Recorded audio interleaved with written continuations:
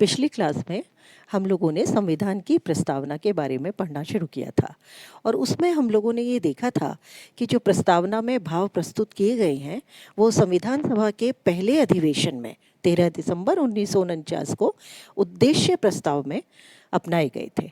और ये प्रस्ताव जो था ये हमारे पहले प्रधानमंत्री जवाहरलाल नेहरू ने प्रस्तुत किया था।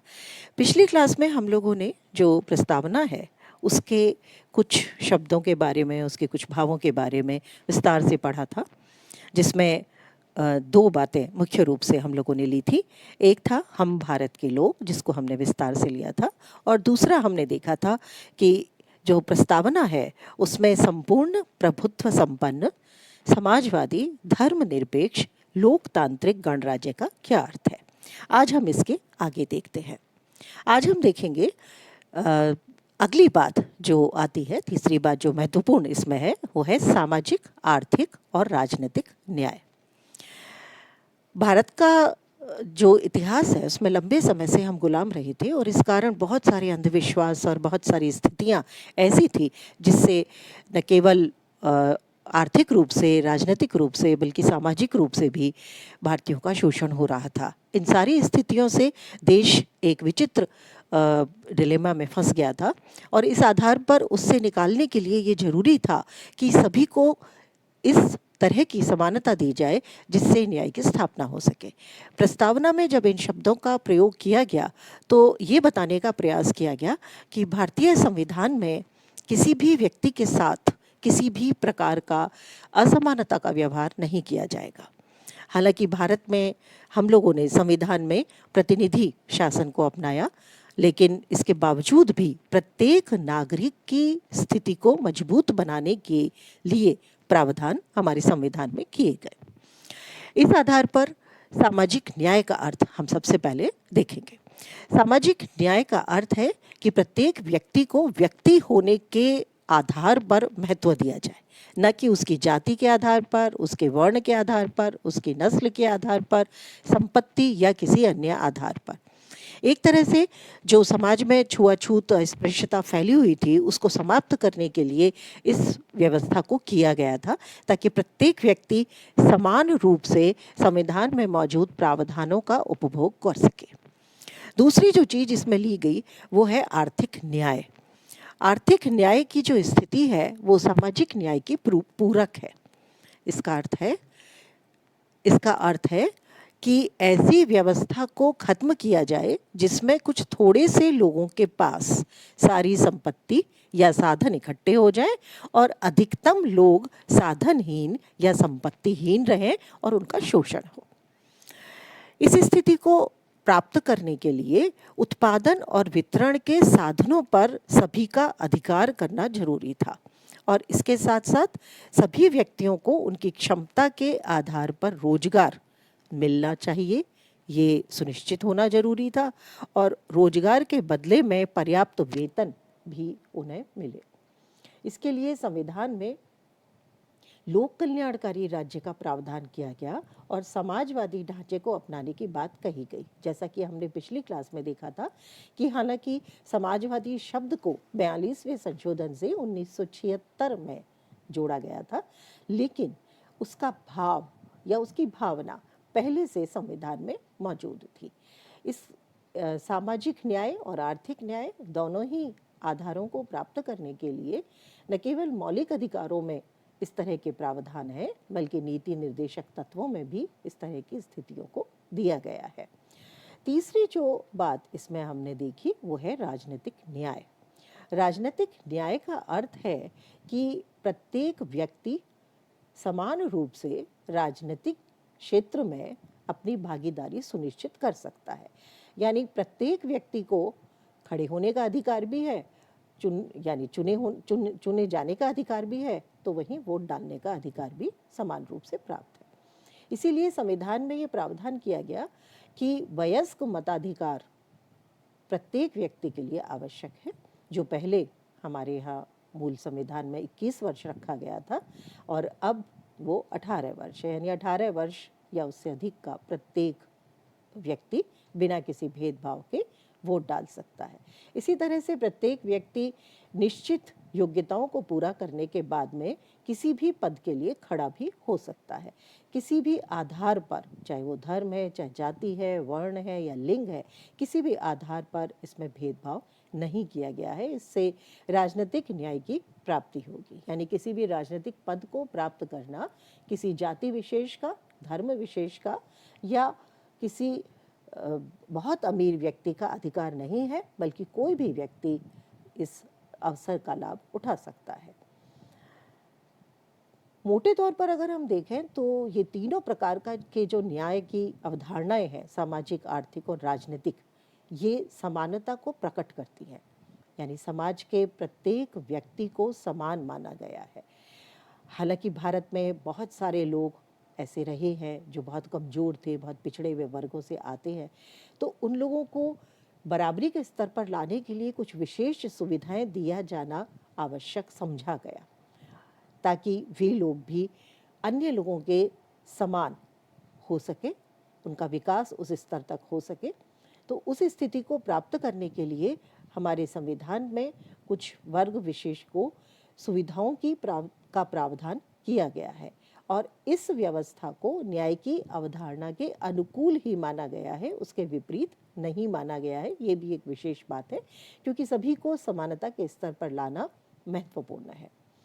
भारत के संविधान से प्रजातंत्रीय व्यवस्था और वयस्क मताधिकार को अपनाकर राजनीतिक न्याय को प्राप्त कर लिया गया था। जब 1952 में आम चुनाव हुए तो उसी समय वयस्क मताधिकार के आधार पर सरकार को चुना गया था। तो अवसरों की समानता मिल गई राजनीतिक न्याय के तौर पर और वोट देने का अधिकार सभी को मिल गया था। सामाजिक न्याय को प्राप्त करने के लिए मौलिक अधिकारों में समानता का अधिकार दिया गया। ये बहुत महत्वपूर्ण अधिकार है और धर्मनिरपेक्षता भी इसी दिशा में एक कदम था, क्योंकि सभी व्यक्तियों को धर्म के आधार पर समान माना जाना चाहिए। लेकिन आर्थिक न्याय को प्राप्त करने के लिए तुरंत कोई व्यवस्था नहीं की गई और इससे संबंधित जो व्यवस्थाएं हैं वो नीति निर्देशक तत्वों में दी गई और सरकार को निर्देशित किया गया, राज्य को निर्देशित किया गया कि उसे कुछ निश्चित कार्य करने हैं जिससे समाज में प्रत्येक व्यक्ति को आर्थिक न्याय की प्राप्ति हो सके। तो ये हुआ हमारे ये सामाजिक, आर्थिक और राजनीतिक न्याय की अवधारणा जो प्रस्तावना में मौजूद है। अब आते हैं हम चौथे फ्रेज पर। यह है स्वतंत्रता, समानता और भ्रातृत्व। समानता, स्वतंत्रता और भ्रातृत्व एक ऐसी स्थिति है जिसमें प्रत्येक व्यक्ति अपना विकास कर सके। न्याय के साथ साथ स्वतंत्रता प्राप्त होना और समानता प्राप्त होना बहुत महत्वपूर्ण है। भारतीय संविधान निर्माताओं ने जो स्वतंत्रता का कॉन्सेप्ट दिया है, अवधारणा दी है, वो अवधारणा सकारात्मक अवधारणा है जिससे व्यक्तित्व का विकास संभव हो और इसके लिए मौलिक अधिकार में इसे स्थान दिया गया है, जिसमें विचार की अभिव्यक्ति की स्वतंत्रता, विश्वास, धर्म और उपासना की स्वतंत्रता को महत्व दिया गया है। ये माना गया कि व्यक्ति को अगर वो प्रजातंत्र में है तो उसे अपने विचार अभिव्यक्त करने का और अपने धर्म को मानने और उसके प्रचार प्रसार का पूरा अधिकार है। हालांकि इसमें कुछ रोक लगी हुई है, लेकिन वो तभी है जबकि हम नकारात्मक रूप से अपनी स्वतंत्रता का उपयोग करना शुरू कर देंगे। स्वतंत्र न्यायपालिका को भी अपनाया गया है कि धारणा को इसके आधार पर स्वतंत्रता की रक्षा, समानता की रक्षा की जा सकती है, क्योंकि मौलिक अधिकारों को वाद योग्य बनाया गया था। जहाँ स्वतंत्रता की बात हम कर रहे हैं तो समानता भी अपनाई गई है और समानता का अधिकार भी हमें दिया गया है। इस प्रस्तावना में इसका उल्लेख है। समानता का जो प्रावधान है उसको दो तरीकों से अपनाया गया है। पहला है प्रतिष्ठा की समानता और दूसरा है अवसर की समानता। अवसर की समानता के माध्यम से प्रतिष्ठा की समानता को प्राप्त किया जाता है। यानी प्रत्येक व्यक्ति को अगर समान अवसर मिल रहा है आगे बढ़ने का, तो उसी स्थिति में उसकी व्यक्तित्व की प्रतिष्ठा स्वतः ही स्थापित हो जाती है। भारतीय संविधान में जो हम देख रहे हैं उसमें अंतिम बात हमने देखी भ्रातृत्व। भ्रातृत्व का अर्थ है बंधुता या भाईचारा। 10 दिसंबर 1948 को मानव अधिकारों की घोषणा की गई थी, जो कि विश्व स्तर पर की गई थी। भारतीय संविधान में भी इस बात को एक तरह से स्वीकार किया गया है और ये माना गया है कि सभी मनुष्य स्वतंत्र पैदा हुए हैं और इसलिए सभी को सम्मानजनक जीवन जीने का अधिकार है। इस सम्मानजनक जीवन जीने में एक दूसरे के साथ भाईचारे के आधार पर आचरण किया जाना चाहिए। पांचवी बात जो इसमें हम देखेंगे वो है व्यक्ति की गरिमा और राष्ट्र की एकता।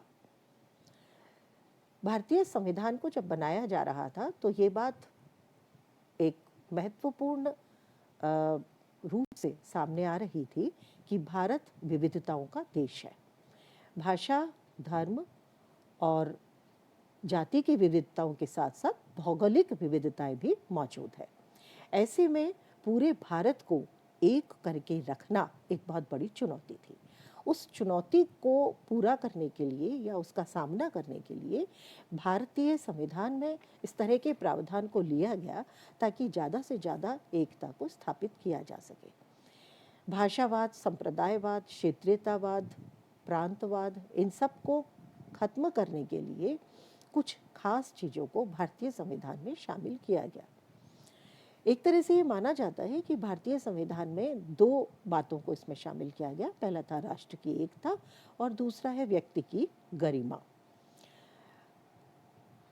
इस एकता को स्थापित करने के लिए जहाँ पूरे भारत में जो अलग अलग देशी रियासतें थीं, छोटे राज्य थे, उनको एक करने के लिए संघात्मक व्यवस्था को अपनाया गया, जिसमें केंद्र एक महत्वपूर्ण शक्ति है और इकाइयाँ उससे जुड़ी रहेंगी और इकाइयों को केंद्र से अलग होने का अधिकार नहीं होगा। और इसके बावजूद भी, यानी केंद्र और इकाइयाँ अलग अलग हैं, उसके बावजूद भी एक है, लेकिन एकल नागरिकता को लिया गया, जिससे पूरे भारत की नागरिकता एक रहेगी। कोई भी, हम में से कोई भी नागरिक किसी प्रांत का नागरिक अलग से नहीं है, हम सब भारत के नागरिक हैं। तो इस आधार पर राष्ट्र की एकता को स्थापित करना एक बहुत बड़ा लक्ष्य भी था और चुनौती भी थी, जिसको भारतीय संविधान में रखा गया। उसके लिए प्रावधान किए गए, संघात्मक व्यवस्था को अपनाया गया। और भी बहुत सारे प्रावधान हैं जिनको हम आगे पढ़ेंगे। और संघात्मक व्यवस्था के साथ साथ एकल नागरिकता को अपनाया गया, जिससे कि हम पूरे भारत के लोग भारतीय नागरिकता के रूप में रहें, न कि हम अलग अलग प्रांतों की नागरिकता के रूप में पहचाने जाएं। हालांकि प्रस्तावना में पूरे संविधान की आत्मा को रखा गया है, लेकिन एक बात बहुत महत्वपूर्ण है कि इस प्रस्तावना को वाद योग्य यानी न्याय के योग्य नहीं माना गया। यानी इसके प्रावधानों को अगर प्राप्त नहीं किया जा रहा है तो उसके खिलाफ अदालत में नहीं जाया जा सकता। न्यायमूर्ति गजेंद्र गढ़कर ने कहा था, प्रस्तावना अपने आप में न तो शासन की शक्ति का स्रोत होती है, न ही शासन को किसी शक्ति से वंचित करने का साधन। वास्तव में जहां संविधान के शब्द अपने आप में बिल्कुल स्पष्ट है, वहीं प्रस्तावना के आधार पर कोई दूसरा अर्थ नहीं दिया जा सकता। लेकिन जहां पर भी संविधान के शब्दों में अस्पष्टता नजर आती है, वहां उसकी व्याख्या करने के लिए प्रस्तावना का सहारा लिया जा सकता है। ऐसा पूर्व मुख्य न्यायाधीश श्री सुब्बा राव जी ने कहा, प्रस्तावना संविधान के आदर्शों और आकांक्षाओं को बताती है। यानी क्या हमारे संविधान में मौजूद है, उसको एक तरह से प्रकट प्रस्तावना के माध्यम से किया गया है। न्यायाधीश महाजन ने कहा, अपना जब उन्होंने व्याख्या है एक गोपालन बनाम मद्रास राज्य के केस में, धारा 22 के 5वें क्लॉज की जो व्याख्या उन्होंने की है, उसका समर्थन संविधान की प्रस्तावना में अभिव्यक्त शब्दों से होता है। यह प्रस्तावना हमारे संविधान को उत्कृष्ट रूप प्रदान करती है। तो विभिन्न जो केसेस हैं उनमें भी व्याख्याओं के रूप में इसका सहारा लिया गया। कुल मिलाकर के भारतीय संविधान की जो प्रस्तावना है ये एक बहुत ही श्रेष्ठ प्रलेख है, संविधान की कुंजी है और संविधान का श्रेष्ठ अंग है जो भारतीय संविधान के पूरे मूल भाव को प्रकट करता है।